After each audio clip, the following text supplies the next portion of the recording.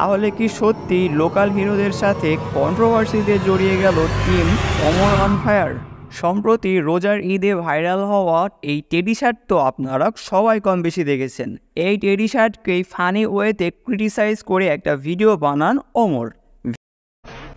এক একটা teddy shirt 400 থেকে 500 টাকা, কিনতে না পারলেই বস্তি কাকা।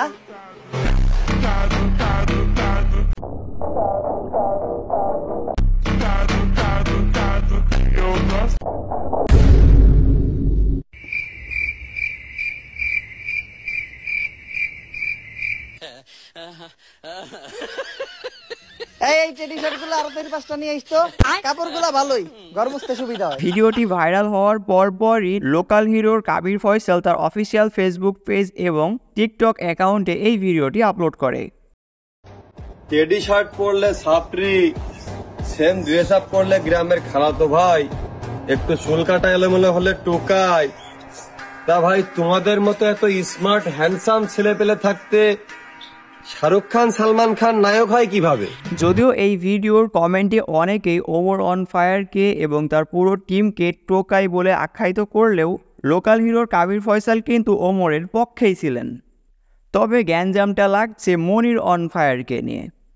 মনির ভাই তার সম্প্রতি 2টা টিকটক ভিডিওতে কিন্তু লোকাল হিরোকে খোঁচা মেরে কথা বলেন। এতদিন তো অনেকেই ছিল, পারলে তুমি এখন চেষ্টা করতে পারো। যে দেশে টিকটক করে নিজেকে হিরো দাবি করো, সে দেশে শাহরুখ খান আর সালমান খানকে কিভাবে নায়ক ভাবি? মনিরের এই ভিডিওর রিপ্লে স্বরূপ কাবির ফয়সাল বলেন, প্রিয় ভালোবাসার মানুষেরা, আসসালামু আলাইকুম। তো Kabir Faisal official 443, this is local hero, nickname 2.2 million followers, 84 million hearts যে অ্যাকাউন্টটা ছিল টিকটকে, ওইটা ছিল আমার একমাত্র অ্যাকাউন্ট।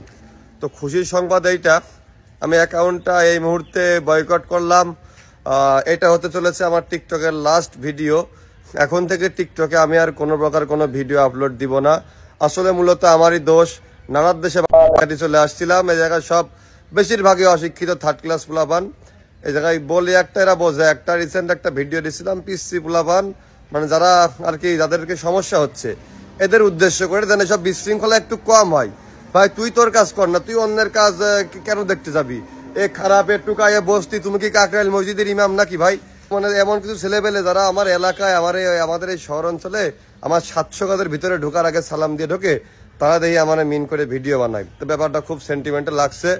দেখা হবে সবার সাথে, তবে ভিডিওর ভিতরে গাল খেসার মতন এত দালালের বংশ ধরতে আমি না। আর যাদের ভোটার আইডি কার্ডে এক নাম থাকে আর অন্যান্য জায়গায় অন্য বাপের গান গেয়ে বেড়ায়, তাদেরকে যৌনকর্মীর সন্তান বলা হয়। ধন্যবাদ।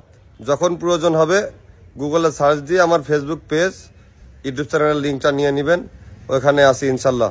ভালোবাসা আছে, ভালোবাসা থাকবে ইনশাল্লাহ। সো বুঝতেই পারছেন বিষয়টা অনেক সিরিয়াস পর্যায়ে পৌঁছে গেছে।